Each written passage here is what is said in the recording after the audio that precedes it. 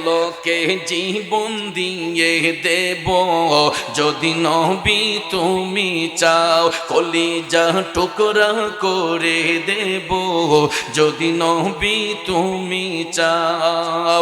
ও গোয়ারি জি আমার এই অধমের একবার দেখা দাও, হাবিবি ইয়া রাসূলুল্লাহ, হাবিবি ইয়া, বলো না ইয়া রাসূলুল্লাহ, হাবিবি ইয়া হাবিবাল্লাহ। খারাপ লাগে আমার ভাইয়েরা। এ বন্ধু একটু সুরে সুরে আমার নবীর শানটা পড়িয়া ইমানটা তাজা করুন, একটু আমার সাথে পড়ুন। বলো কে জীবন দিয়ে দেব যদি নবী তুমি চাও, কলিজা টুকরা করে দেব যদি নবী তুমি চাও। ও গোয়ারি জিয়াম এই অধমের একবার দেখা দাও, হাবিবি ইয়া রাসূলুল্লাহ, হাবিবি ইয়া হাবিবাল্লাহ, হাবিবি ইয়া রাসূলুল্লাহ, হাবিবি ইয়া হাবিবাল্লাহ। একটা জবানও বন্ধ রাখবেন না গো, চিৎকার মেরে বলি ইয়া রাসূলুল্লাহ। জগতের বন্ধুরা হারে, ও মুরব্বী বাবা জিরা গো, আমার সম্মানিত মা বোনরা যারা শুনছেন, কাফের মুশরিকরা আমার নবীর সঙ্গে বিয়াদবি করেছে, আর তাদের মধ্যে যারা ইশকে মুস্তাফার প্রেমে পাগল হয়েছে, এরা কালেমা পড়ে মুসলমান হয়ে ইমাম তাজা করে জান্নাতি হয়েছে, আর যারা রাসূলকে চিনে নাই এরা জাহান্নামে নিক্ষিপ্ত হয়েছে। ঠিক না বেঠে? কবরে যিনি আপন হবেন তিনি হলেন শাহে মদিনা। কথা বলেন ঠিক কিনা? তাইলে যেই নবী আমার আপনার দুনিয়াতে সাথী হন, কবরের সাথী হন, হাসরের সাথী হন, মিজানের সাথী হন, ফুলসিরাতের সাথী হন, সর্ব জায়গায় যেই নবী আমার আপনার সাথী, ওই নবীর মোহব্বতে দুরূদ শরীফ আসতে হবে না জোরে হবে? তাইলে আরেকটু দরদ মাখা কণ্ঠে পড়ুন, আল্লাহুম্মা সাল্লি সাইয়্যিদিনা মাওলানা মুহাম্মদ ওয়া আলা আলি সাইয়্যিদিনা মাওলানা। আসুন জীবনের গুনাহ মাফ করার জন্য সবাই আপন আপন কলবের দিকে মুতাওয়াজ্জি হইয়া জবানটা ছেড়ে দিয়ে সবাই মোহব্বতের আওয়াজে একটু জিকির করি, হক লা ইলাহা ইল্লাল্লাহ, লা ইলাহা ইল্লাল্লাহ, পড়িয়ে লা ইলাহা ইল্লাল্লাহ, লা ইলাহা ইল্লাল্লাহ, জোড়ে লা ইলাহা ইল্লাল্লাহ, লা ইলাহা ইল্লাল্লাহ, হাসবি রাব্বি জাল্লাল্লাহ, মা ফি কলবি গায়রুল্লাহ, নূর মুহাম্মদ সাল্লাল্লাহ, লা ইলাহা ইল্লাল্লাহ, পড়িয়ে লা ইলাহা,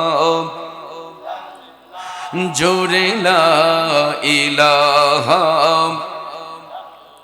কোন মকামে হে আল্লাহ, दोनों जहां में है अल्लाह, जिस्मों में जामी है अल्लाह, ला इलाहा इल्लल्लाह, पढ़िए ला इलाहा इल्लल्लाह, ला इलाहा, और जुड़े ला इलाहा इल्लल्लाह, ला इलाहा,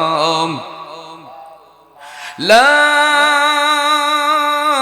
इलाहा इल्लल्लाह মুহাম্মাদুর রাসূলুল্লাহ সাল্লাল্লাহু আলাইহি ওয়াসাল্লাম। প্রিয় ভাইয়েরা আমার, এই বিশ্বভুবনে আল্লাহ রাব্বুল আলামিন আহকামুল হাকিমিন যত নবী রাসূল প্রেরণ করেছেন, সমস্ত নবীগণকে আল্লাহ তাআলা সত্যের পয়গাম পৌঁছে দেবার জন্য পাঠিয়েছেন, ঠিক কি না? কারণ কুল্লু নবী ও মাসুমুন, সমস্ত নবীগণ নির্দোষ নিষ্কলঙ্ক। নবীদের আমলে কোনো গুনাহ আছে? সমস্ত নবীগণ তারা আল্লাহর পক্ষ থেকে প্রেরিত হয়েছেন সত্য প্রচার করে দেওয়ার জন্য। নবীগণের দায়িত্বই ছিল মাওলার পরিচয় বর্ণনা করা এবং সত্যকে আঁকড়িয়ে ধরার জন্য, এই সত্য প্রচার করার জন্য নবীগণকে আল্লাহ তাআলা পাঠিয়েছেন।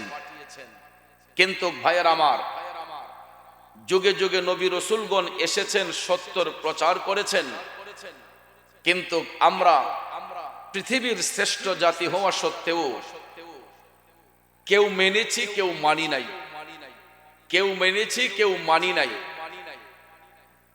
এই জন্য কিয়ামত দিবসে আল্লাহ রাব্বুল আলামিন আহকামুল হাকিমিন ওই সমস্ত ব্যক্তিদেরকে আল্লাহ তাআলা জিজ্ঞাসাবাদ করবেন, ওই সমস্ত নবীগণকেও আল্লাহ জিজ্ঞাসাবাদ করবেন যে আমি তো রাসূলগণকে প্রেরণ করেছি সত্য প্রচার করে দেওয়ার জন্য। এবং নবীগণকে জিজ্ঞেস করা হবে আপনারা আপনাদের দায়িত্ব কিরকম ভাবে পালন করেছেন। সুবহানাল্লাহ বলেন। কারণ আমি যদি একটা অপরাধ করি আপনার কাছে গোপন রাখতে পারবো, আপনি যদি একটা অপরাধ করেন আমার কাছে গোপন রাখতে পারবেন, আপনার থেকে গোপন রাখতে পারবেন। এরকম ভাবে আমরা আমাদের কিছু পার্সোনালিটি বিষয় যেটা একজনেরটা আরেকজন জানে না, কথা কোন ঠিক না ঠিক? স্বামী এবং স্ত্রী যদিও এক বিছানায় শোয়, এক বালিশে শোয়, এমনও কিছু গোপন কথা আছে স্বামী স্ত্রীকে বলে না, স্ত্রী স্বামীকে বলে না, কথা বলেন ঠিক কিনা? তো যেখানে আমরা কেউ কাউকে কিছু বলি না সেখানে একজন আমাদের সব কিছু জানেন। আপনারা আওয়াজ করে বলুন তিনি কে? আরেকটু জোরে বলেন তিনি কে? যুবক ভাইয়েরা আমার, রাত গভীর, লম্বা চড়া কথা বলে আপনাদের মনোযোগ নষ্ট করব না। এ নবীর প্রেমিকেরা, আল্লাহ রাব্বুল আলামিন সূরাতুল আরাফের 6 নাম্বার এবং 7 নাম্বার আয়াতে পাকের মধ্যে চমৎকার একটা আলোচনা করে দিয়েছেন। আল্লাহ রাব্বুল আলামিন ঘোষণা করে বলতেছেন বিসমিল্লাহির রহমানির রহিম ফালানাসআলান্নাল্লাযীনা উরসিলা ইলাইহিম ওয়ালানাসআলান্নাল মুরসালিন। জোরে বলুন ঘোষণাটা কার? আল্লাহ রাব্বুল আলামিন ঘোষণা করে বলতেছেন যে অতঃপর আমি কিয়ামত দিবসে যাদের কাছে রাসূল প্রেরণ করেছি তাদেরকে এবং রাসূলদেরকেও অবশ্যই জিজ্ঞাসাবাদ করব। জোরে জোরে বলুন জিজ্ঞেস করবেন কে?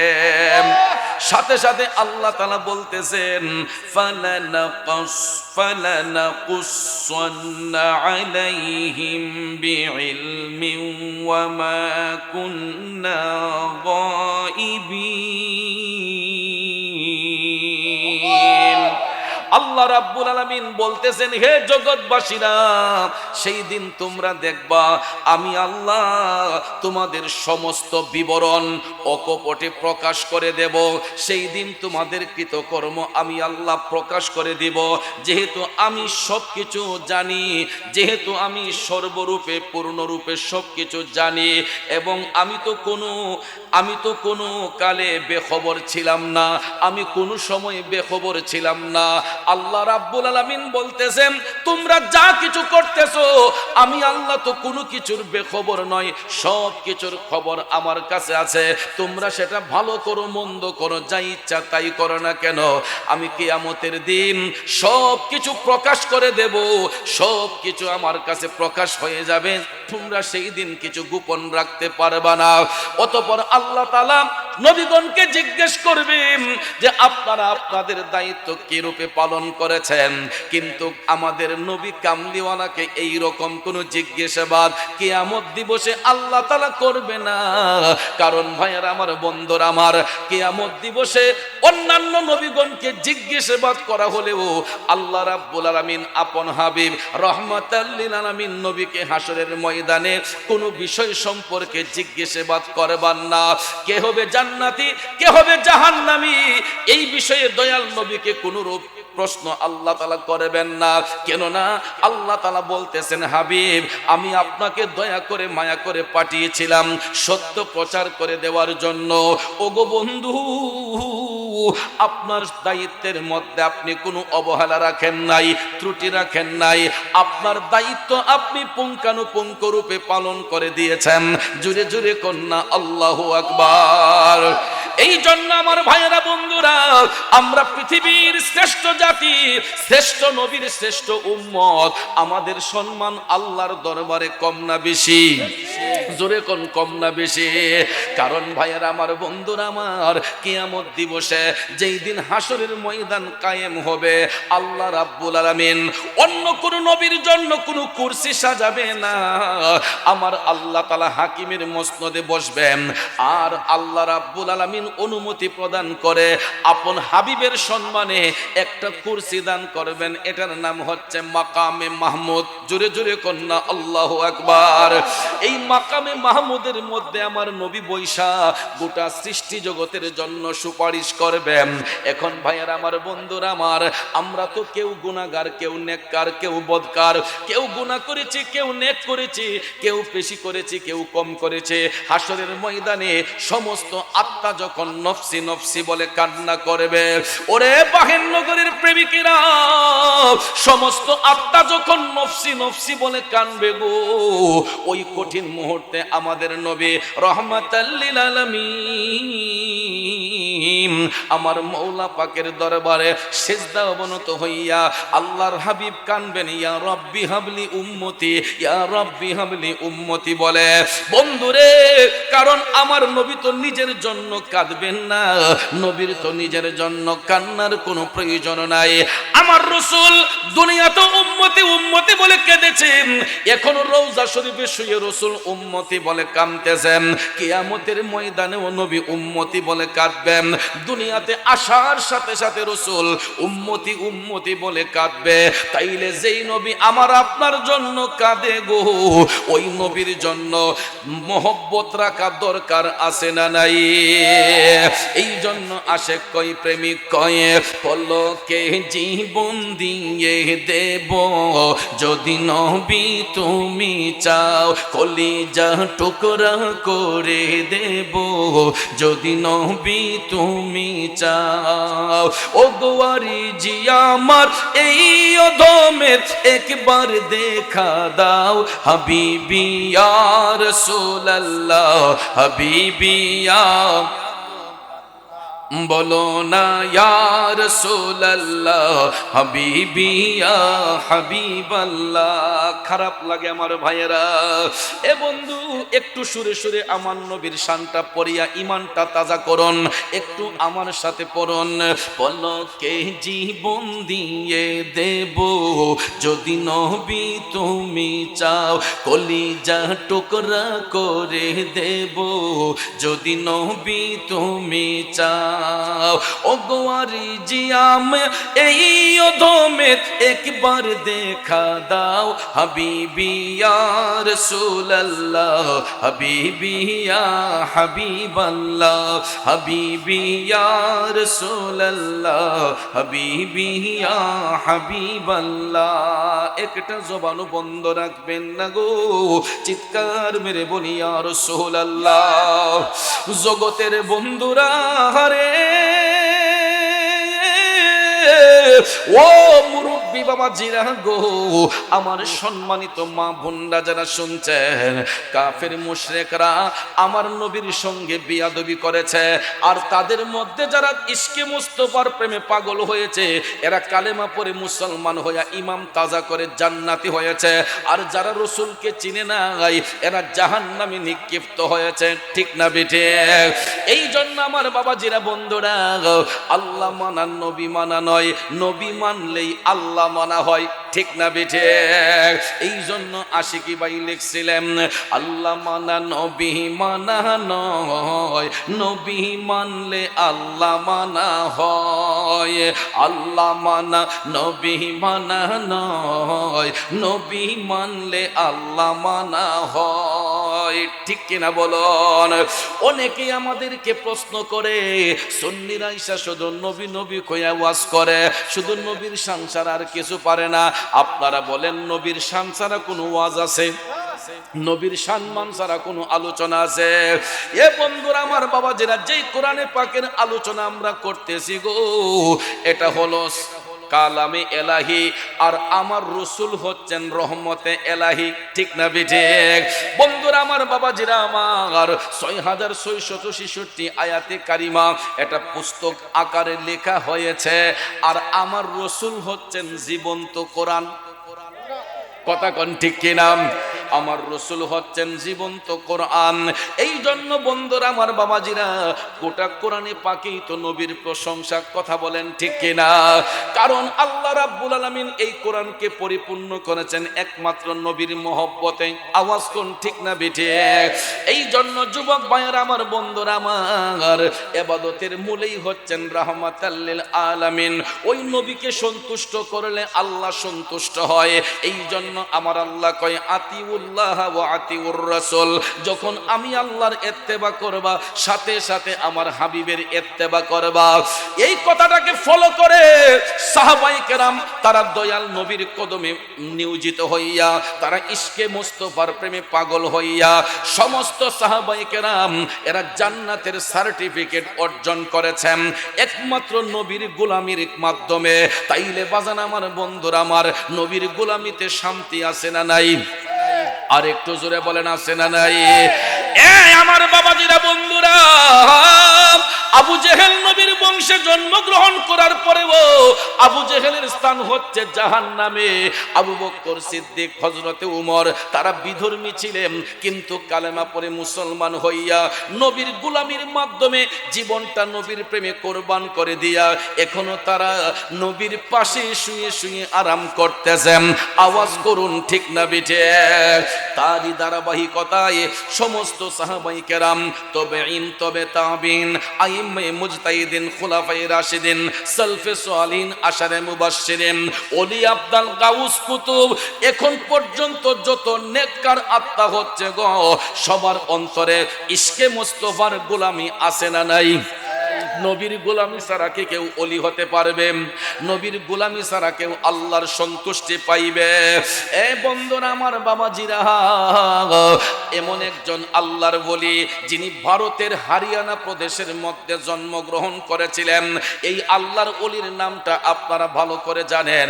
ওনার নাম হচ্ছে, ওনাকে পানিপতের আল্লাহর ওলি বলা হয়, হযরতে বুয়ালি শাহ কলন্দর রহমাতুল্লাহ আলাইহি।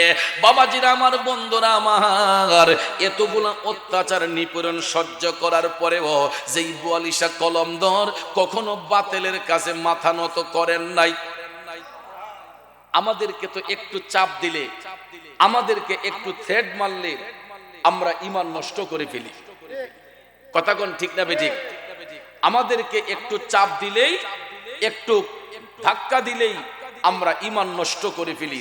অনেক সময় দেখা যায় ভয়ে আমরা ঈমান নষ্ট করে ফেলি, অনেক সময় দেখা যায় চাপের কারণে ঈমান নষ্ট করে ফেলি, অনেক সময় টাকার কাছে আমরা হার মেনে ঈমান নষ্ট করে ফেলি। ঠিক না বেঠিক? বাজান, ঈমানের দাম বহু, মুহূর্তের মধ্যে ঈমান চলে যেতে পারে। এই জন্য একজন মুহাক্কিক আলেম এই বাংলার জমিনে যিনি বলেছিলেন যে মুসলমানদের ঈমানটা কচু পাতার পানির ন্যায়। কচু পাতাতে পানি রাখলে একটু কাইট হলে যেরকম পড়ে যায়, মুসলমানদের ঈমান অনেক সময় ঢঙ্গের মাধ্যমে চলে যায়। এই জন্য ভাইয়েরা আমার, এই সমাজের মধ্যে আমলি লোকের অভাব নাই, কিন্তু ঈমানি লোকের অভাব আছে। কথা কই না? আমলি লোকের অভাব নাই, ঈমানি লোকের অভাব আছে। বলতে পারেন হুজুর এটা কেমনে? আপনারা দেখবেন এমন কিছু মানুষ আছে নামাজ পড়তে পড়তে কপালে কালো দাগ পড়ে গেছে, তাসবিহ জপতে জপতে আঙ্গুলের মধ্যে রেখা পড়ে গেছে, দাগ পড়ে গেছে, কর পড়ে গেছে। এরপরও দেখবেন আমার বাবাজিরা, এদের সুদের ব্যবসা বন্ধ নাই, ঘুষের ব্যবসা বন্ধ নাই, এরা অনৈতিক কাজ করতে বন্ধ করে না। ঠিক না বিঠিক? লক্ষ্য করে দেখবেন নামাজ পড়তে পড়তে কপালে দাগ পড়ে গেছে, তাসবিহ জপতে জপতে হাতের মধ্যে কর পড়ে গেছে, এরপরে দেখবেন ওজন দিতে গিয়ে একটু কম মারে। আসেনি মিয়া? এই সমস্ত ব্যক্তিগুলো জাহান্নামের সবচাইতে নিকৃষ্ট স্থানে যাবে, যাদের ইবাদতের মূল উদ্দেশ্য লোক দেখানো হবে, আল্লাহর সন্তুষ্টির জন্য হবে না। ওই ব্যক্তিগুলা জাহান্নামের সবচাইতে নিকৃষ্ট স্থানের মধ্যে স্থান পাবে। এদের জন্য জাহান্নামে কোনো খাবার পণ্য রাখা হবে না। ওই লোক দেখানো ইবাদতকারীকে আল্লাহ তাআলা জাহান্নামের সবচাইতে খারাপ জায়গা, ওই জায়গাটার নাম হচ্ছে জুব্বুল হুজন। নাম কি? জুব্বুল হুজন। জাহান্নামে এর চাইতে আর কোনো খারাপ জায়গা নাই। এই জুব্বুল হুজন এটা এমন একটা জায়গা যেই দুজকি মানুষের শরীরের পচা পুঁজগুলা একটা নালা দিয়ে গিয়া এক জায়গার মধ্যে ডাম্পিং হয়, আর ওই দুজকি মানুষের শরীরের পচা পুঁজগুলা ওই সমস্ত লোক দেখানো ইবাদতকারী ব্যক্তিদেরকে জাহান্নামের মধ্যে নিয়ে তাদেরকে খাবার পণ্য দেওয়া হবে। জোরে কি নাউজুবিল্লাহ বলবেন না? তাহলে আপনারা বলুন, ইবাদত হবে একমাত্র কার উদ্দেশ্যে? কার সন্তুষ্টির জন্য? মানুষকে দেখাইবার জন্য বন্দেগী করলে ওই বন্দেগী দিয়ে আল্লাহর সন্তুষ্টি হয় না। এই ইবাদতের দ্বারা বরং মানুষ জাহান্নামে চলে যায়। এই জন্য আমার বাবাজিরা, যুবক বন্ধুরা, দুইটা পায়ে হাত রেখে বলবো রে, ইবাদত করার সঙ্গে সঙ্গে ঈমানের খুঁটিটাকে মজবুত করতে হবে, ঈমানটাকে তাজা করতে হবে। হাজারো বুলেট যদি বুকের মধ্যে চলে আসে গো, ঈমান নষ্ট করা যাবে না। কারণ ঈমান নিয়ে যদি কবরে যাইতে পারি, ওই ব্যক্তির কবরটা নূরের মহল হইয়া যাইব রে। আর ঈমান হারা যদি কবরের মধ্যে যাই, ঈমান হারা হইয়া যদি কবরের মধ্যে যাই, মাটির চাপ এমন ভাবে গায়ের মধ্যে লাগবে, এই মাটির চাপে ডান পাজরের হাড্ডিগুলা বাম পাজরে যাবে, বাম পাজরের হাড্ডিগুলা ডান পাজরে যাবে। মুরুগের হাড্ডির মধ্যে কামড় দিলে মরমর করে যেরকম ভেঙ্গে যায়, জাহান্নামী ব্যক্তিগুলা ঈমান হারা হইয়া যখন কবরের মধ্যে যাইব, এদের দেহের হাড়গুলা মুরুগের হাড্ডির মতো মরমর করে ভেঙ্গে যাবে। আর যারা ঈমান নিয়ে কবরে যাবে গো, ওই মুমিন ব্যক্তিদের কবরটা 70 গজ প্রসারিত হইয়া এক একটা মুমিনের কবর এক একটা নূরের মহল হইয়া যাইব। চিল্লায়া কন্যা সুবহানাল্লাহ। এই জন্য কবি বলেছেন, ঈমানের পথে অবিচল থেকে আমার মরণ যেন হয়। ঈমানের পথে অবিচল থেকে আমার মরণ যেন হয়। কষ্ট হচ্ছে আমার বাবাজিরা, তাইলে বলুন আমরা ঈমান নিয়ে কবরে যাইতে চাই কি চাই না? কারা কারা ঈমান নিয়ে কবরে যেতে চাই? দুইটা হাত তুলে দেখাই। আল্লাহু আকবার, ইয়া রাসূলুল্লাহ, জিন্দাবাদ জিন্দাবাদ।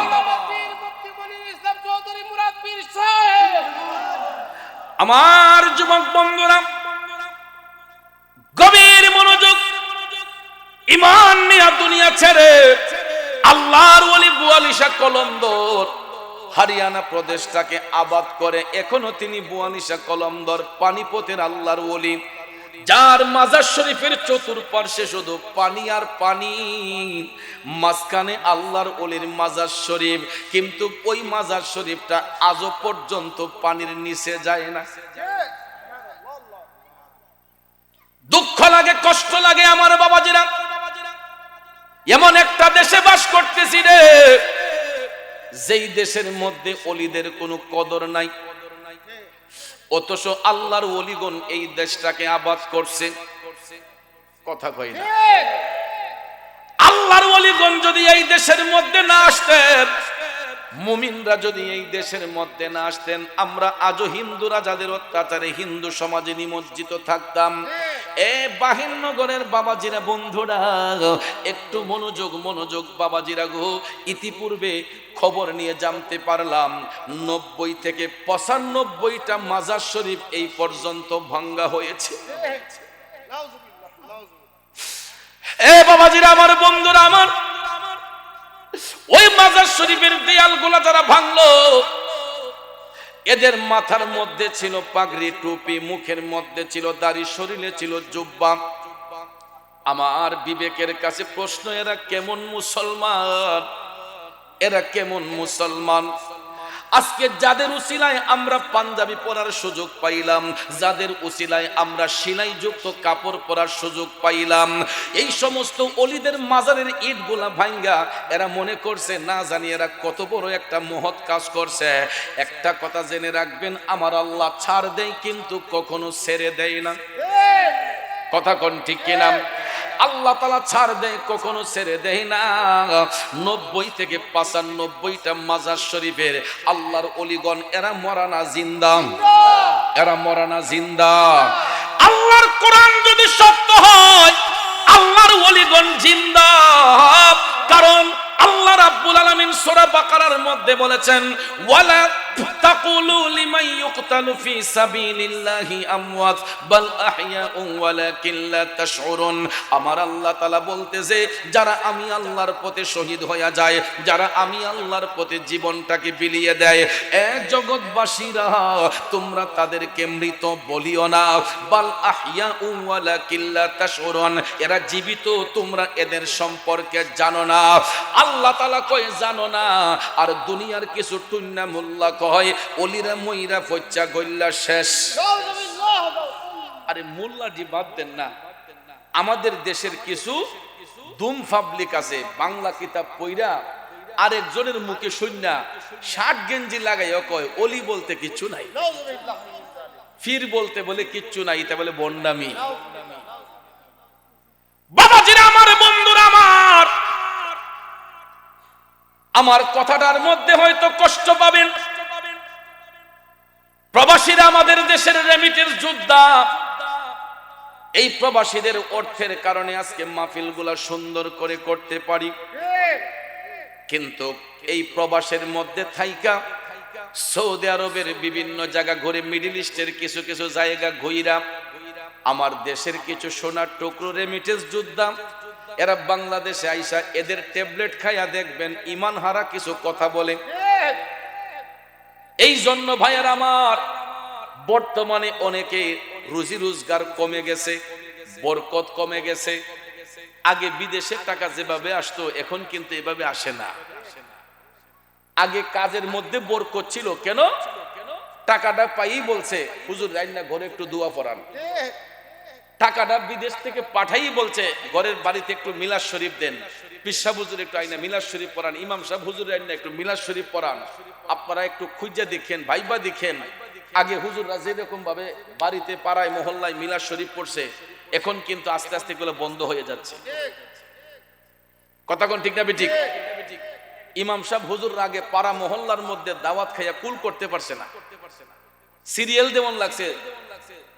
কিন্তু আমরা এতই হার্ড হয়ে গেলাম, শক্ত হয়ে গেছি, অনেকে মনে করে হুজুরের দাওয়াত দিলে তুই 200 টাকা ফটো দেওয়া লাগবে, হুজুরের দাওয়াত দিলে তুই একটা রাতা মুরগা কিনে আনার লাগবে, হুজুরকে দাওয়াত দিলেই মনে হয় কিছু ভালো মন্দ খাবারের ব্যবস্থা হয়ে যাবে। এ আমার ভাইয়েরা, রিজিকের মালিক কে? রিজিকের মালিক আল্লাহ। অনেক সময় দেখবেন খাবার তৈরি হওয়ার পরেও নসিবের মধ্যে খাবার থাকে না। অনেক সময় খাবার তৈরি হওয়ার পরও দেখা যায় রিজিকে খাবার নাই, আছে না নাই? এরকম বাস্তব ঘটনার সম্মুখীন আমরা নিজেরাও হয়েছি।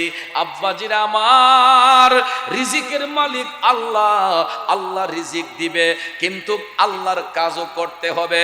কারণ আল্লাহর ইবাদত করার জন্য আমার আল্লাহ আমাকে আপনাকে সব কিছু দান করেছে। কারণ দেখেন, হাঁস, মুরগ, গরু, ছাগল, দুম্বা, খাসি, ভেড়া, এইগুলা সৃষ্টি করছেন কে? আল্লাহ। খায় কেডায়? আমরা। হ্যাঁ, কার জিনিস খাইতেছেন কেডা? কার জিনিস খায় কে? আল্লাহ সৃষ্টির মালিক। এই সৃষ্টির প্রাণীগুলা আমরা নিজের হাতে জবাই করে গোশত বের করে খাই। ভাইয়েরা আমার, একটু হলেও তো নিয়ামতের শুকরিয়া আদায় করতে হয়। একটা তরতাজা প্রাণীর গলার মধ্যে ছুরি চালাইয়া জবাই করে তার দেহ থেকে রক্ত বের করলাম, গোশত বের করলাম, এই গোশত আগুন দিয়ে সিদ্ধ করে আবার আমরা ভক্ষণ করলাম, খাই আবার হাড্ডিগুলা ফালাইয়া দেই। কিন্তু একবার ভাবছেন নে, যেই মুরগটা জবাই করলাম, যেই হাঁসটা জবাই করলাম, যেই ছাগলটা জবাই করলাম, যেই পশুটা জবাই করলাম, আমরা তো পুনরায় ওই পশুর মধ্যে জীবনটা ফিরাইয়া দিতে পারবো না, নাকি পারবে? এমন বেডাগিরি আছে নাকি?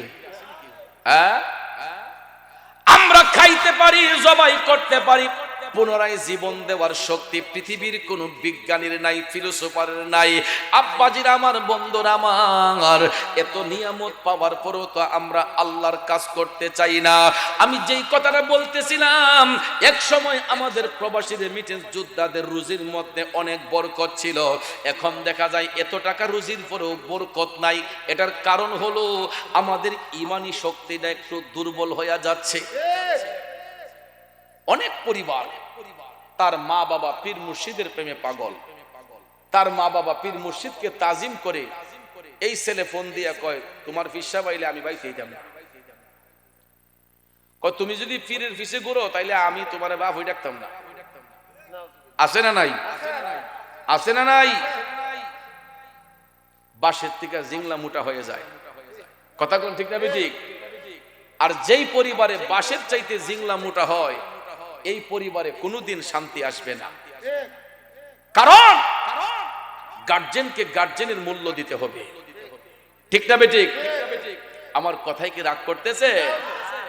একটু ভাইবা দেখবেন, পাড়ায় পাড়ায়, মহল্লায় মহল্লায় আগে যেই রকম ভাবে দোয়ার আয়োজন হতো, মিলাদ মাহফিলের আয়োজন হতো, অনেকটা কমে গেছে। এখন হুজুররা অনেকটা দাওয়াত পাই নাই বললে চলে। ঠিক না বেঠিক? এ বাজান, হুজুর তো টাকার পাগল না, খাওয়ার পাগল না। কারণ একজন হক্কানি আলেম, একজন নাইবে রাসূলকে যখন আপনার বাড়িতে প্রবেশ করাইবেন, একজন নাইবে রাসূল ঘরের মধ্যে প্রবেশ করলে ওই ঘরের বালা মুসিবত দূর হইয়া যায়।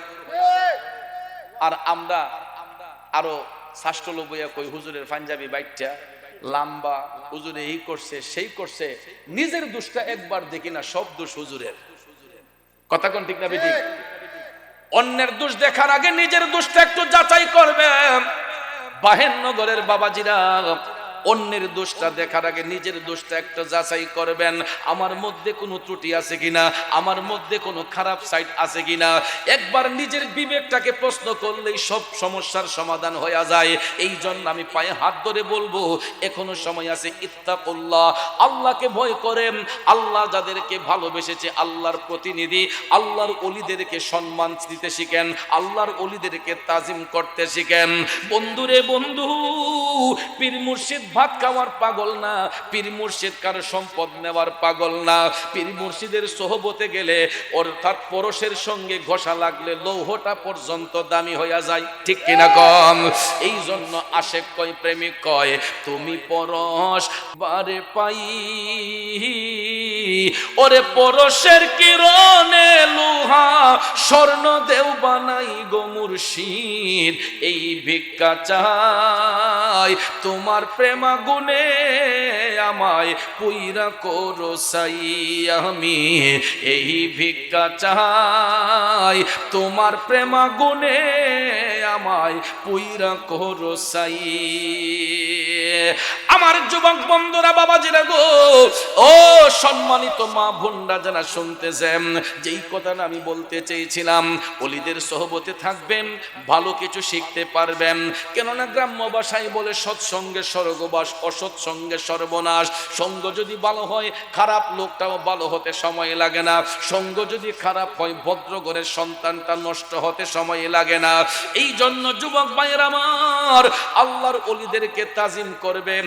বলতেছিলাম আল্লাহর ওলি বুয়ালি শাহ কলমদর পানিপথের আল্লাহর ওলির কথা। তিনি যখন হরিয়ানা প্রদেশের মধ্যে আসছেন, সুবহানাল্লাহ, হরিয়ানা প্রদেশের মধ্যে যখন আসলেন, বুয়ালি শাহ কলমদর যখন আল্লাহ আল্লাহ জিকির করেন, তখন ওই এলাকার মানুষ বুয়ালি শাহকে পাথর ছুঁড়ে মারত, বুয়ালি শাহ কলমদরকে ঢিল ছুঁড়ে মারত। অনেক সময় বুয়ালি শাহ কলমদরের শরীর ফাইটা, রক্ত ফুটা গোলা ফিচকে দিয়ে বের হইয়া যাইত। ইসলাম এমনিতে আসে নাই, ভারতবর্ষে ইসলাম এসেছে আল্লাহর ওলিদের রক্তের বিনিময়ে। গোটা পৃথিবীতে ইসলাম জিন্দা হয়েছে ইমাম হুসাইন রাদিয়াল্লাহু তাআলা আনহুর রক্ত মুবারকের কারণে। আর ভারত মহাদেশে ইসলাম জিন্দা হয়েছে আল্লাহর ওলিদের রক্তের বিনিময়ে। আমার বাবাজিরা, বন্ধুরা, বুয়ালি শাহ কলমদর যখন হরিয়ানা প্রদেশের মধ্যে তিনি আইসা ইসলামের দাওয়াত যখন দিতে লাগলেন, অনেক সময় হিন্দু রাজারা তাদের প্রজাদেরকে দিয়া ওনার উপর পাথর ছুঁড়ে মারাইত। অনেক সময় ওনার শরীর দিয়া রক্ত বের হইয়া যাইত। এত আঘাত পাবার পরেও বুয়ালি শাহ কলমদরের জবান থেকে কোনোদিন আমার আল্লাহর নাম মুছে যায় নাই। বুয়ালি শাহ কলমদরের জবান দিয়া কোনোদিন আমার নবীর নাম নিশানা মুছে নাই। সব সময় তিনি নবীর প্রেমে দেওয়ানা থাকতেন, আল্লাহর ইবাদত করতেন।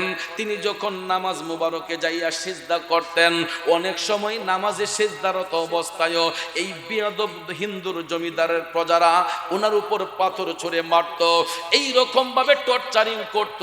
এ বন্ধুরা, আমার বাবাজিরা, টর্চারিং করতে করতে করতে হঠাৎ একদিন দেখা যায় হরিয়ানা প্রদেশের যেই রাজা ছিল, ওই রাজার একটা দেয়াল ঠাস করে ধসে পড়ে গেছে। কেন পড়ছে জানেন? বুয়ালি শাহ কলমদরের উপর যখন পাথর মারছে, হঠাৎ একটা পাথর এমন একটা জায়গার মধ্যে আইসা লাগলো, বুয়ালি শাহ কলমদরের জবানের একটু পাশে, ঠুটের একটু পাশে আইসা যখন ঢিলটা যখন লাগলো, রক্ত বের হয়েছে। তখন তিনি আর সহ্য করতে পারেন নাই। বুয়ালি শাহ কলমদর যখন আল্লাহু আকবার করে ডাক মারছে, ভাইয়ার আমার, চিন্তা করেন এটা কেমন অস্ত্র, এটা কত বড় অস্ত্র। আল্লাহর ওলিদের জবান দিয়া যখন আল্লাহু আকবার ধ্বনিটা বের হয়, আমার আল্লাহর আরশ পর্যন্ত কম্পন হইয়া যায়। আমার আল্লাহর আরশ পর্যন্ত কম্পন হইয়া যায়। এই জন্য সবকিছু নিয়ে খেললেও ওলিদেরকে নিয়ে কখনো খেলতে নাই। কারণ এই ফেসে যারা পড়ছে, জীবন ধ্বংস হইয়া গেছে। মুর্শিদের প্রেমের পেছে যারা পড়ছে গো, তার জীবন বরবাদ হইয়া গেছে। আর যারা পীর মুর্শিদের তাজিম করছে, এদের জীবন ধন্য হয়েছে। রাগ করবেন না আমার বাবাজিরা, বলতেছিলাম কি, বুয়ালি শাহ কলমদরের ঠোঁট মুবারকের পাশে যখন আইসা ঢিলটা পড়লো, তিনি আল্লাহু আকবার করে যখন ডাক মারলেন, ওনার অন্তরের ব্যথাটা আল্লাহর আরশ পর্যন্ত কম্পন হয়েছে। আর এটার বাস্তবতা হলো, হরিয়ানা প্রদেশের যেই রাজা ছিল, ওই রাজার যেই দেয়ালটা ছিল, এই দেয়ালটা ঠাস করে ধসে পড়ে গেছে। রাজা তো অবাক, ঝড় নাই, তুফান নাই, বৃষ্টি নাই, কিছুই নাই, ভূমিকম্পও নাই। এত বড় শক্ত প্রাচীর পড়লো কিভাবে? এত বড় শক্ত প্রাচীর পড়লো কিভাবে? রাজা অবাক হয়ে গেল। ভাবতে ভাবতে ভাবতে চিন্তা করতে লাগলো যে বুয়ালি শাহ কলমদরকে আঘাত করার কারণে আল্লাহর ওলির জবান দিয়ে আল্লাহু আকবার ডাকের সঙ্গে সঙ্গে আকাশ বাতাস গুলা বাড়ি হয়ে গেছিল। এমন সময় বুয়ালি শাহ কলমদর মৌলা পাকের জিকিরে মাশগুল। আমার যুবক ভাইয়েরা বন্ধুরা চিন্তা করতে লাগলো, এই হরিয়ানা প্রদেশের রাজা যে তাকে যেই কোনো কৌশলে এখান থেকে তাড়াতে হবে, যেই কোনো কৌশলে এই এলাকা থেকে তাড়াতে হবে। আমার ভাইয়েরা বন্ধুরা, আল্লাহ যদি কাউরি ইজ্জত দেয়, পৃথিবীর কোনো মানুষ কি বেইজ্জতি করতে পারবে? আমার আল্লাহ এই জন্য কোরআন শরীফে সূরা আল ইমরানে বলে দিয়েছেন, ওয়া তুইজ্জু মান তাশা ওয়া তুযিল্লু মান তাশা বিয়াদিকাল খায়র। আমার আল্লাহ তাআলা বলেন, আমি যাকে ইচ্ছা ইজ্জত দিতে পারি, আমি আল্লাহ যার ইচ্ছা বেইজ্জতিও করতে পারি। তাইলে আপনারা বলুন ইজ্জতের মালিক কে? বন্ধুরা বাবাজিরা, বলিশা কলন্দরকে তাড়াইবার জন্য ওই হরিয়ানা প্রদেশের হিন্দু রাজা ষড়যন্ত্র করতেছে। হঠাৎ করে ভাবতেছে, আমার এলাকার যত তান্ত্রিক আছে সমস্ত তান্ত্রিককে আমি একত্রিত কইরা বোয়ালিকে আমি আটকাবো।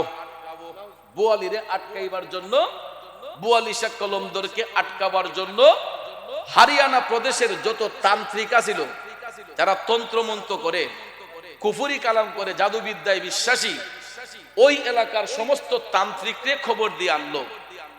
তান্ত্রিকরা আইসা এরা অনেক তন্ত্র মন্ত্র পড়ল বোয়ালিশা কলন্দরকে ধ্বংস করার জন্য, ওনাকে বান দেওয়ার জন্য। কিন্তু বোয়ালিশা কলন্দরের কারামতের কাছে সব কিছু ফেল হয়ে গেছে।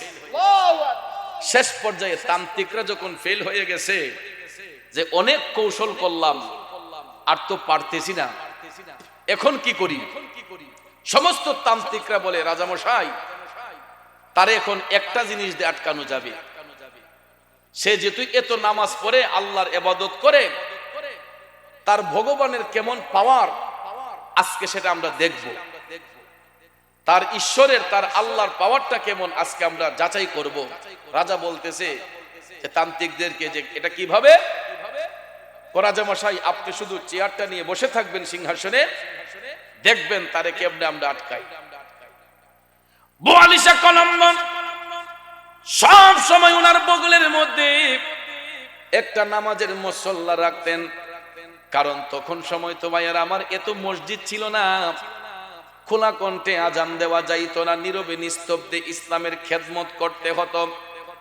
বোয়ালিশা কলন্দর সব সময় বগলের মধ্যে একটা নামাজের মুসল্লা রাখতেন, ইবাদত করার জন্য, আল্লাহকে সিজদা করার জন্য।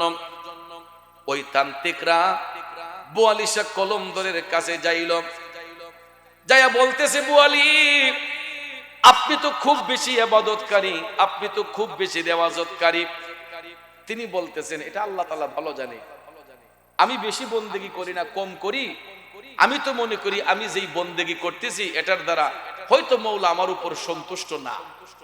কারণ কোন ব্যক্তি কি নিজেকে কখনো জাহির করতে চায়? যারা মুমিন বান্দা, যারা মুহসিন বান্দা, তারা সব সময় আল্লাহর আদালতে নিজের আসামি হিসেবে রাখে, গোলাম হিসেবে নিয়োজিত রাখে। কারণ এতগুলা ইবাদত বন্দেগী করার পরেও আল্লাহর ওলিরা ইবাদতের মধ্যে কোনো হিংসা রাখেন না, বিদ্বেষ রাখেন না। কথা কোন ঠিক কিনা? বাবাজিরা আমার, বলতেছিলাম কি, বোয়ালিশা কলন্দরকে সবাই বলতেছে, বোয়ালি, আপনি তো 5 ওয়াক্ত নামাজ পড়েন, খুব বন্দেগী করেন, রেওয়াজত করেন। আজকে আমরা আপনার কাছে একটা জিনিস দেখব, আপনি যেই মওলার ইবাদত করেন, যেই খোদার ইবাদত করেন, আপনার খোদার পাওয়ারটা কেমন? আপনার খোদার পাওয়ারটা আমরা আজকে একটু যাচাই করতে চাই। বোয়ালিশা কলন্দর কই, সেটা কিভাবে? তান্ত্রিকরা বলতেছে, কই আমরা তো অগ্নির পূজা করি, দেবদেবীর পূজা করি, আমাদের মূর্তি আমাদেরকে সাহায্য করে। যদি কোন নাউজুবিল্লাহ। আর তুমি যেই স্রষ্টার ইবাদত করো, তুমি তো তোমার স্রষ্টাকে দেখো না। বোয়ালি কলন্দর মুস্কি মুস্কি হাসতেছেন। তখন বলতেছেন, কি করা যায় বলেন? তখন তান্ত্রিকরা বলতেছে, বোয়ালি, তুমি যদি সত্যিকারের আল্লাহর বান্দা হও, আর আল্লাহ যদি তোমারে সত্যি বন্ধু রূপে গ্রহণ করে থাকে, তোমার মালিক যদি সত্যি তোমারে ভালোবাসা থাকে, তোমার নামাজের মুসল্লাটা আমরা পানিতে ছুঁড়ে মারবো, তুমি পানির উপর হাইটা গিয়া নামাজ পড়তে পারবানি। পানির উপর দিয়ে হাইটা গিয়া তোমার আল্লাহরে সেজদা করতে পারবা না। বুয়ালিশা কলমদর কয়, যদি আমি আল্লাহর ইবাদত করে থাকি আর আমার আল্লাহ যদি আমাকে ভালোবাসেই থাকে, তাহলে অবশ্যই আমি আমার মওলাকে পানির উপরে দাঁড়িয়ে সিজদা করতে পারবো। এই কথাটা কতটুক রেওয়াজত বন্দেগি সিনার মধ্যে থাকলে পরে একজন আশেকের জবান দিয়ে আসতে পারে, একটু বিবেকটাকে যাচাই করবেন। আমাদের ভিতরে কি এরকম সৎ সাহস আছে? কথা বলেন, আছে? এইরকম সৎ সাহস নিয়ে কি আমরা বলতে পারবো যে আমি পানির উপর হাইটটা গিয়ে আল্লাহর সিজদা করবো? কারণ ফাড়াটা দিলে তো ডেবে যাবো। এটারও একটা কারণ আছে। কারণ ওলিদের জীবনী এবং আমাদের জীবনের মধ্যে অনেক পার্থক্য আছে। কারণ আমরা সকাল সন্ধ্যা অহরহ মিথ্যা কথা বলি, আমাদের চোখ দিয়ে অনেক সময় অনেক খারাপ জিনিস দেখি। আমাদের চোখের জিনা আছে, হাতের জিনা আছে, পায়ের জিনা আছে, যেটা থেকে আল্লাহর ওলিগণ মুহসিন বান্দারা নিরাপদ। কথা বলেন, যেটা থেকে আল্লাহর মুহসিন বান্দা যারা, মুমিন বান্দা যারা, এটা থেকে নিরাপদ। এই জন্য তারা সব সময় মওলার প্রেমে ঝুঁকে থাকেন, মওলার ইবাদতে মাশগুল থাকেন। এই জন্য আল্লাহ রাব্বুল আলামিন তাদেরকে পছন্দ করে, ভালোবাসে। ওই এলাকার তান্ত্রিকরা যখন বলল, বুয়ালি, যদি তুমি নামাজের মুসল্লাটা আমরা পানির উপর ছেড়ে মারবো, তুমি যদি পানির উপর দিয়ে হাইটা যদি নামাজ পড়া দেখাইতে পারো, তাইলে আমরা মনে করব সত্যি তোমার আল্লাহ তোমারে ভালোবাসে।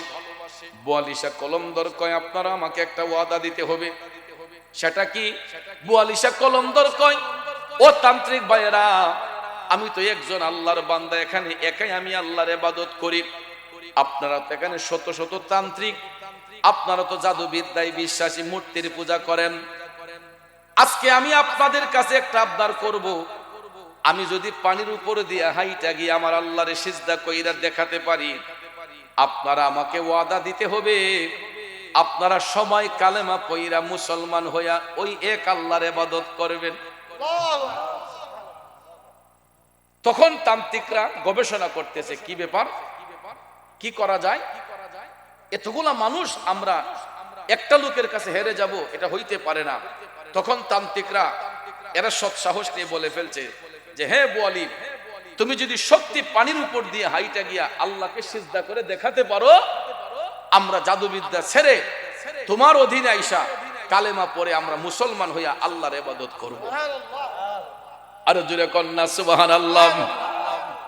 করিম রহিম নামটি তোমার, আল্লাহ কাদের গুণী আমি পাপী ডুইবা যাইতাম নি। মৌলাজি তোমার রহিম নামটি থাকিতে আমি পাপী ডুইবা যাইতাম নি। কষ্ট হইতেছে আমার বাবাজিরা, জগতের বন্ধুরা রে, ও মুরব্বী বাবাজিরা, আমার সম্মানিত মা বোনরা যারা শুনছেন গো, আল্লাহর ওলিরা এমনিতেই হন নাই, তারা কারামতি শক্তির বলে তাদের কারামত প্রকাশ করে তারা আল্লাহর বন্ধু হইয়া দুনিয়ার মানুষদেরকে তারা হেদায়েতের পথে এনেছেন। আল্লাহর ওলি বুয়ালিশা কলমদরের নামাজের মুসল্লাটা একটা তান্ত্রিকের হাতে দিয়ে বললেন, নেন আপনার হাতে জায়নামাজটা নাম পানির মধ্যে ফেলে দেন। ওই তান্ত্রিক নামাজের মুসল্লাটা হাতের মধ্যে নিয়া যখন এটা ছুঁড়ে মারল, দেখা যায় আমার বাবাজিরা নামাজের মুসল্লাটা পানির অনেকটা দূর যাইয়া এটা নামাজের মুসল্লাটা কেবলামুখী হইয়া পানির মধ্যে দাঁড়ায় আছে। নামাজের মুসল্লার নিচে যায় না। এখন তান্ত্রিকরা ডাক দিয়ে কই, বুয়ালি দেখি এখন তোমার মওলার কত পাওয়ার, এবার তুমি পানির উপর দিয়ে হাইটা গিয়ে আল্লাহরে সিজদা করো। বুয়ালিশা কলমদর টপ টপ করে চোখের পানি ছাইরা কান্না করে দিল আমার মওলার দরবারে, দয়াল আল্লাহ রে, কি নাম জপলে পাবো তোমারে, দয়াল আল্লাহ রে, কি নাম জপলে পাবো তোমারি। বুয়ালিশা কলমদর টপ টপ করে চোখের পানি ছাইরা তিনি কান্না শুরু করে দিলেন। তিনি কাঁদতে কাঁদতে বেকার আর আল্লাহ, এখানে যারা আছে সবাই তন্ত্র মন্ত্রে বিশ্বাসী। আল্লাহ, এরা তোমার কালামের উপর বিশ্বাস নয়, এরা তোমার হাবিবের সুন্নাহর উপর বিশ্বাস নয়।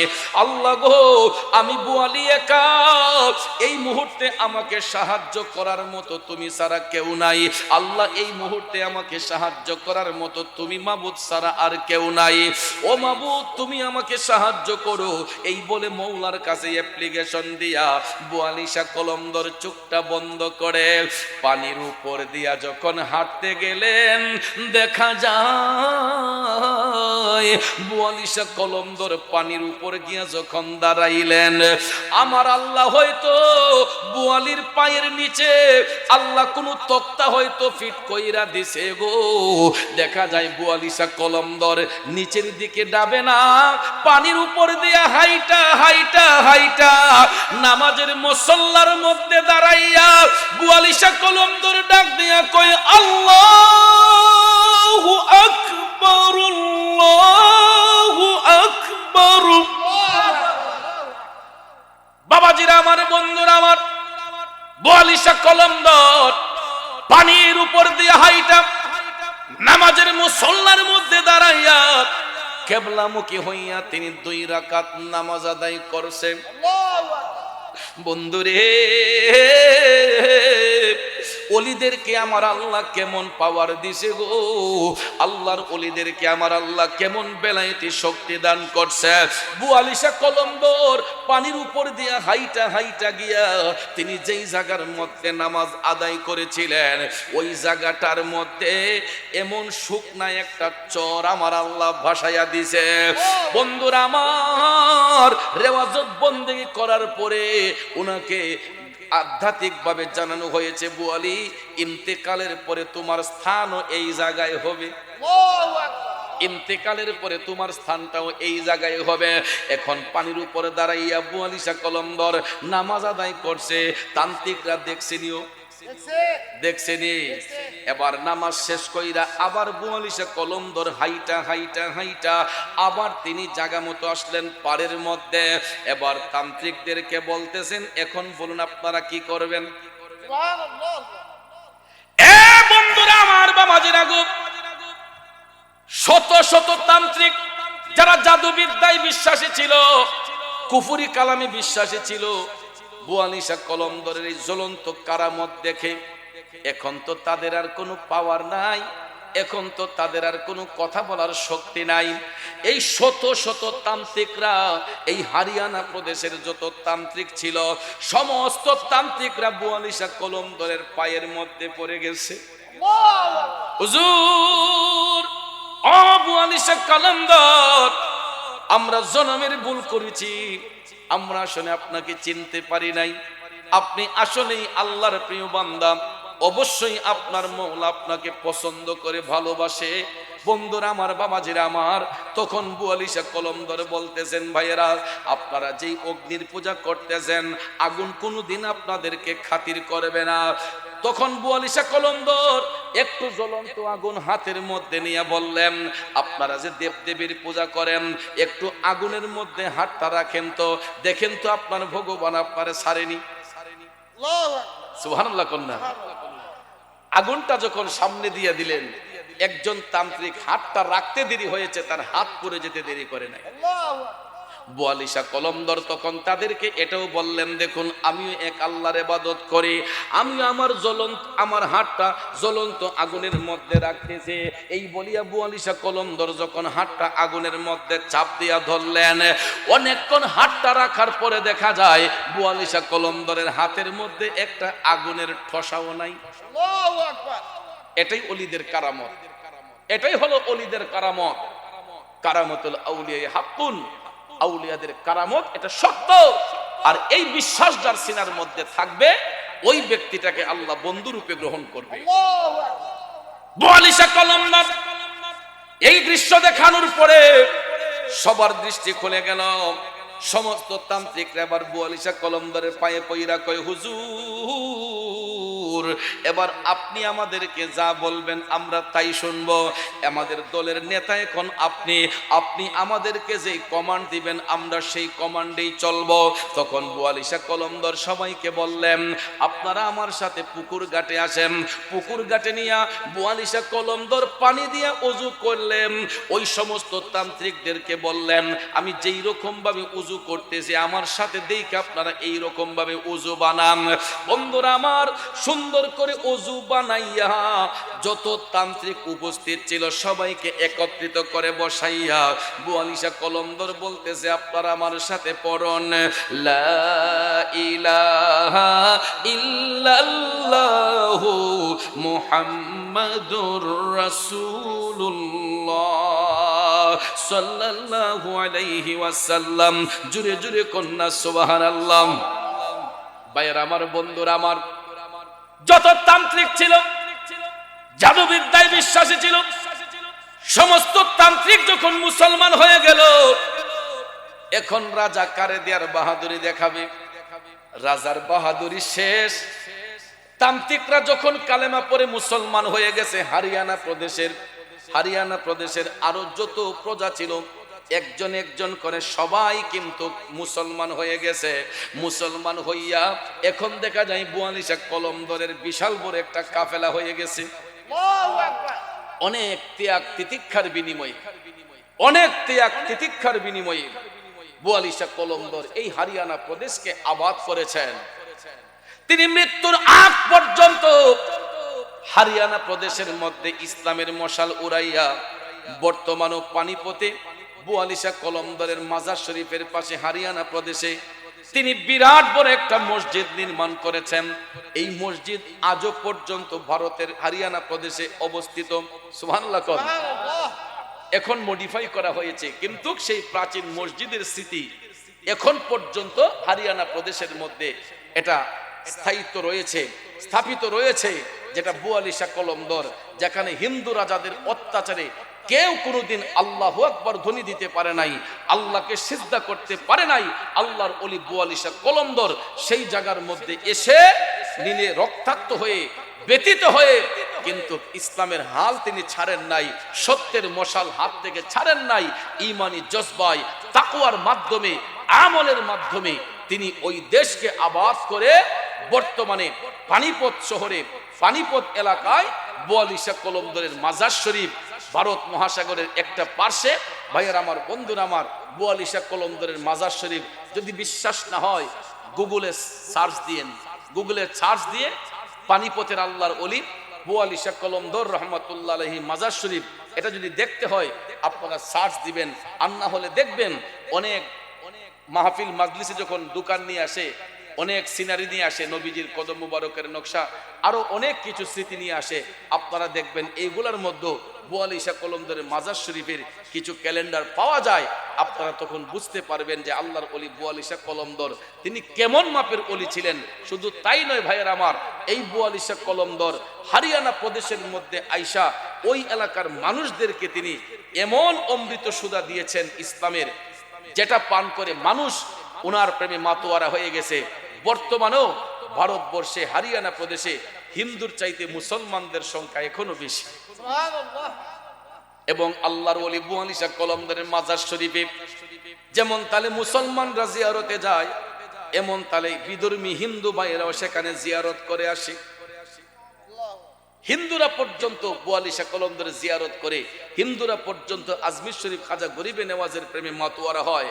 আর আমার সোনার বাংলায়, আমার দেশে ওলিদেরকে তাজিম করবে দূরের কথা, তাদের মাজার শরীফে গিয়ে হামলা করা হয়।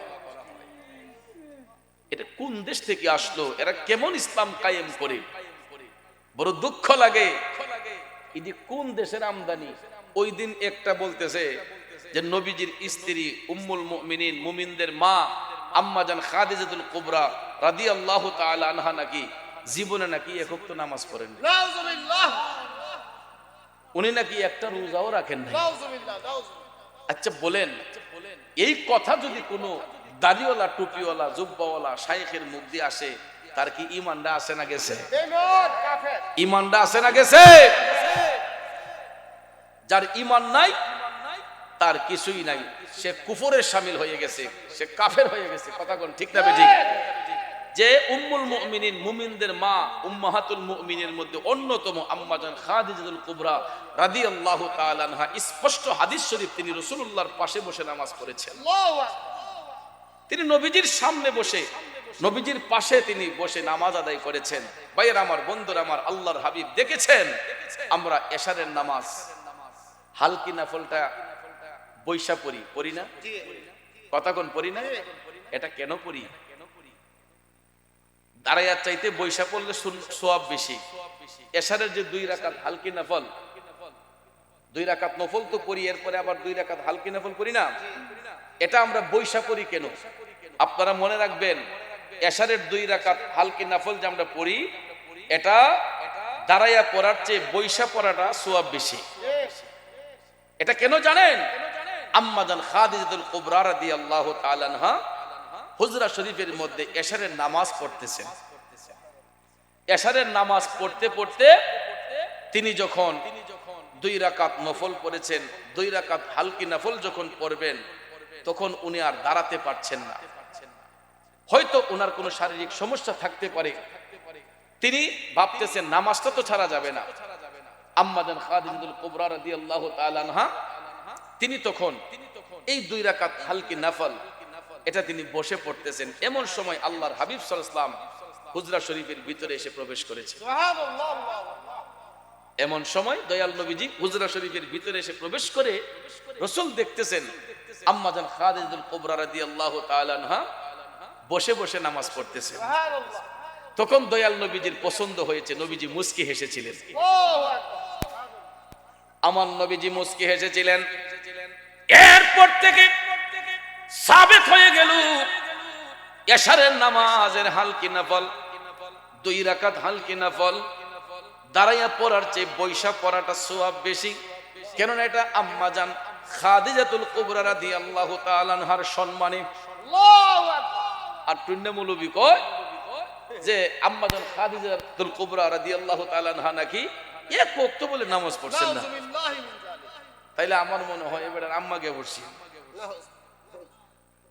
শয়তান। নাউজুবিল্লাহ বলে। নাউযুবিল্লাহ।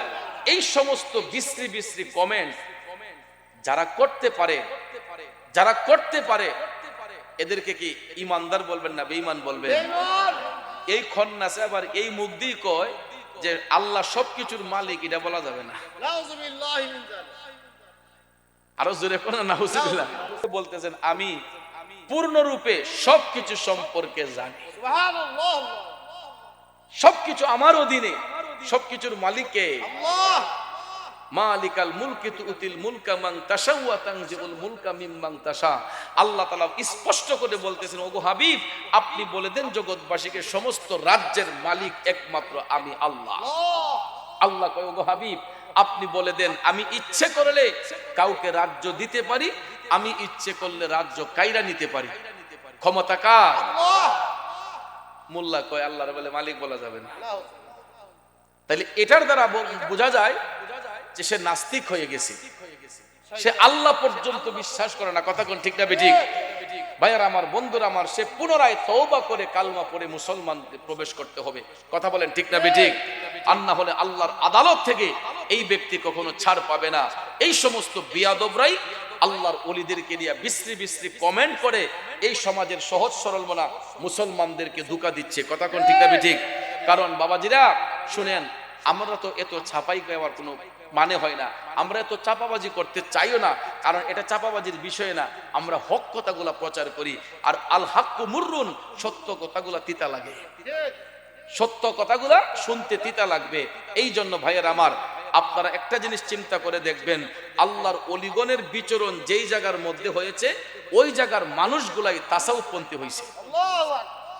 আপনার এলাকায় চিন্তা করেন, এই বাহেরনগরের পাশে আল্লাহর ওলি আব্দুর রউফ সৈয়দ মুগল মিয়া সাহেব রহমাতুল্লাহ আলাইহি, উনি এখানে আরাম করার কারণে আজকে এই এলাকার মানুষ সব তরিকাপন্থী, সব সুফিবাদী বিশ্বাসী।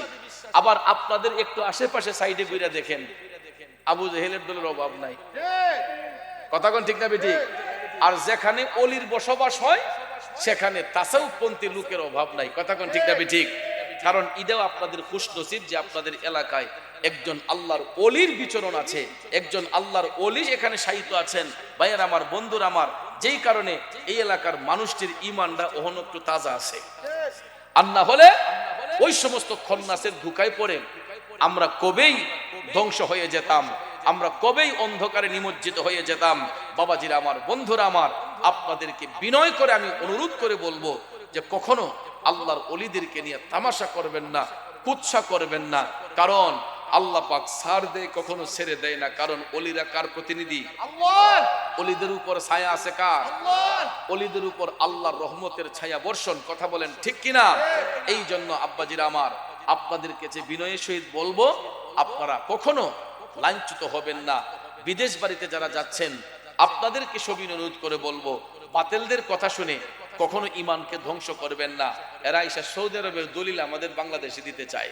সৌদি আরব থেকে আইসা বাংলাদেশে দলিল মারে। এ বাবাজি শুনেন, সৌদি আরব আমাদের দলিল না, আমাদের দলিল হবে কিতাবুল্লাহ, সুন্নতে রাসূলুল্লাহ, আল্লাহর কোরআন এবং নবীর সুন্নাহ। কথা কোন ঠিক কিনা? কারণ সৌদির শায়েখগণ তারা 5টা 10টা বিয়ে করে। এখন তাই বলে কি আমরা 5টা 10টা বিয়ে করতে পারবো? অস্তিত্ব থাকবো নি? তো এই জন্য ভাইয়ার আমার, বন্ধুরা আমার, সৌদিরে আমাদের দলিল আইসা দিবেন না, সৌদির দলিল আমাদের কাছে দিবেন না। হ্যাঁ ঠিক আছে, তাদের সম্পর্কে বিশ্রী কমেন্ট না করতে রসুল আদেশ করেছেন। বিদায় হজের ভাষণে আমার রসুল বলেছেন যে আমার আরববাসীদের কিনা তোমরা কখনো মন্তব্য করো না। এই একটা কথা রসুল আদেশ করার কারণে তাদেরকে নিয়ে আমরা মন্তব্য করি না। কিন্তু ভাইয়ের আমার, বন্ধুরা আমার, এরা তো আমাদের দলিল নয়। আমাদের দলিল হচ্ছে আল্লাহর কোরআন, নবীর সুন্নাহ। কথা বলেন ঠিক না বেঠিক? এই জন্য আমরা, আর বিশেষ করে আমাদের ভারত উপমহাদেশে ইসলামের অভয়বাণী এসেছে আল্লাহর ওলিদের মাধ্যমে। ঠিক না বেঠিক? এখানে বাংলাদেশে কোনো সাহাবী এসে ইসলাম প্রচার করেন নাই, কোনো নবী রাসূল এসে ইসলাম প্রচার করেন নাই। এই ভারতবর্ষে বাংলার জমিনে ইসলাম প্রসারিত হয়েছে আল্লাহর ওলিদের মাধ্যমে। কথা কোন ঠিক না বেঠিক? কাজেই আমরা সুফিবাদে বিশ্বাসী, আমরা আহলে সুন্নাত ওয়াল জামাতের আকীদায় বিশ্বাসী। যতদিন দেহের মধ্যে প্রাণ থাকবে আমরা আহলে সুন্নাত ওয়াল জামাতের আকীদায় বিশ্বাসী হয়ে থাকবো ইনশাআল্লাহ। রাজি আছেন তো সবাই? আওয়াজ দিয়ে দেখান, হাত তুলে দেখান, নারায়ে তাকবীর, নারায়ে রিসালাত, আহলে সুন্নাত ওয়াল জামাত, আহলে সুন্নাত ওয়াল জামাত সুন্নি মহাসম্মেলন। হুশিয়ার সাবধান, হুশিয়ার সাবধান। কষ্ট হইছে ইদি শুনলে, এই আওয়াজটি শুনলে ইমানদারের ইমান তাজা হয়, আর মুনাফিক বেঈমানের এরা পলায়া যায়। কথা কোন ঠিক না বেঠিক? ইমানদারের ইমান তাজা হয় আর মুনাফিক বেঈমানরা দুর্বল হয়। কথা কোন ঠিক না বেঠিক? তো এইরকম মাঝে মাঝে রিসালাতের স্লোগান, ইমানি স্লোগান দিয়ে ইমানটা তাজা করবেন, বাতিলের কাছে কখনো মাথা নত করবেন না।